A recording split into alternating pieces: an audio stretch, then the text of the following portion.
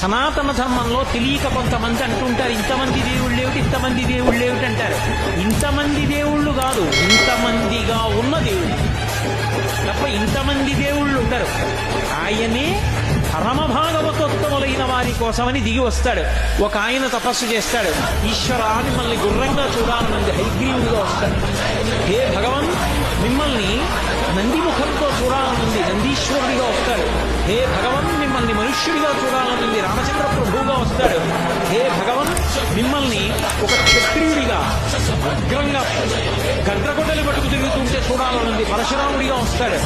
పరమ భాగవతోత్తములైనటువంటి వాళ్ళ కోరిక తీర్చడానికి, వాళ్ళకి కనపడడానికి ఒక రూపము దాల్చి కిందకు వస్తాడు. ఇలా వచ్చినటువంటి విష్ణువు యొక్క అవతారములలో 21 అవతారములను ఉన్నాయి, 21 అవతారములు. వాటిని స్మరిస్తే చాలు, వాటిని ఒక్కసారి జ్ఞాపకానికి తెచ్చుకుంటే చాలు. నైమిషారణ్యం లాంటి ప్రదేశాలలో ఆ పేర్లు ఒక్కసారి వింటే చాలు. అవి ప్రధానమైన అవతారములు అని చెప్తాడు సూతుడు.